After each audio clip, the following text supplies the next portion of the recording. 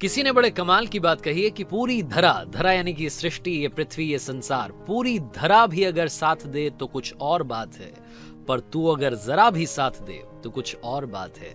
यूं तो चलने को एक पांव से भी चलते हैं लोग, मगर दूसरा भी साथ दे तो कुछ और बात है।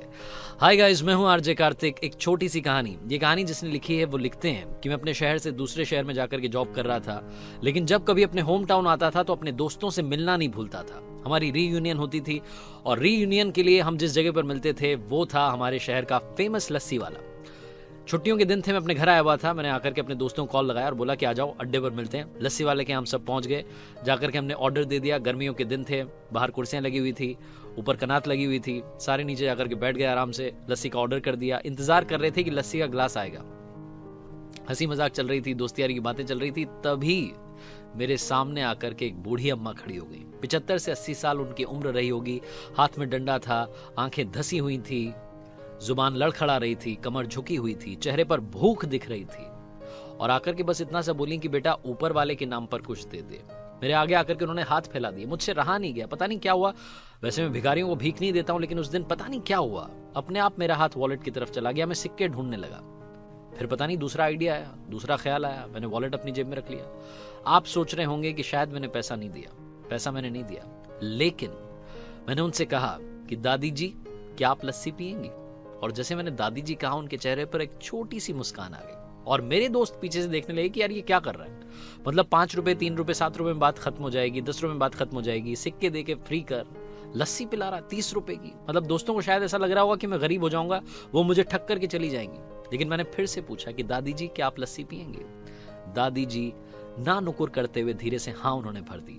और उनकी हाँ को देख करके मुझे लगा, उनको सुनकर मुझे लगा कि ये बहुत दिनों से भूखी हैं। पता नहीं क्या हुआ, मैंने जोर से आवाज लगाई कि भैया एक लस्सी और। दादी जी दूर जाकर के खड़ी हो गई, फिर से वापस मेरे पास आई, अपनी पोटली में से कुछ सिक्के निकाले और बोली कि बेटा ये 5-7 रुपए है, आप जो पेमेंट करोगे उसमें ये पैसे मिला लेना। मेरे चेहरे पर सारे भाव उड़ गए, मेरे आंखों में जैसे आंसू सूख गए। ऐसा मुझे लगा कि मैं सुन्न रह गया। उन्होंने मुझे पैसे देने की बात कर दी। मैंने उनसे कहा कि माता जी माफ कीजिए, आप जाकर के बैठिए, अभी लस्सी आ रही है। लस्सी वाला आया, लड़का नौकर आकर के उसने सबको ग्लासेस दे दिए, उनको भी ग्लास दे दिया। अब वो दूर जाकर के बैठ गई नीचे जमीन पर। हम सब कुर्सियों पर बैठे हुए थे। अब वो कुर्सी मुझे काटने लगी कि मैं यहाँ बैठा हुआ, वो नीचे बैठी हुई है। मन तो ऐसा कर रहा था कि उनको बुलाऊं, अपने बगल की कुर्सी में बैठाऊं, लेकिन फिर लग रहा था कि लोग सोचेंगे कि अजीब आदमी है, मतलब भीख मांगने वाली महिला को यहाँ बैठा रहा है, ये कर रहा है, वो कर रहा है।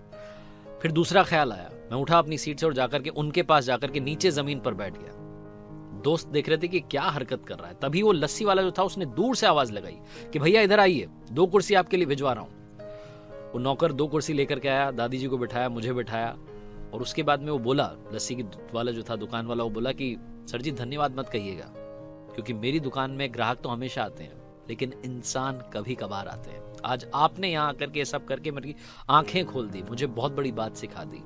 अब से मैं कोशिश करूंगा कि मेरी दुकान के आसपास अगर कोई ऐसा दिखे तो उसे मैं फ्री में लस्सी पिलाऊं। छोटी सी कहानी लाइफ में बहुत बड़ी बात सिखाती है। मदद करते चलिए, मुस्कान बांटते चलिए। अगर आपको ऊपर वाले ने इस काबिल बनाया कि आप किसी की मदद कर सकें तो मदद करने से पीछे मत हटिए। कई लोग कहते हैं कि भिखारियों को भीख नहीं देनी चाहिए, पैसा मत दीजिए, लेकिन अगर आपको कोई गरीब आदमी दिख रहा है तो उसे भोजन जरूर करवाइए। वो कहते हैं ना कि कब ऊपर वाला आपको किसी का ऊपर वाला बना करके भेज दे, आपको भी मालूम नहीं चलेगा। लोगों की दुआएं कमाना बहुत मुश्किल है।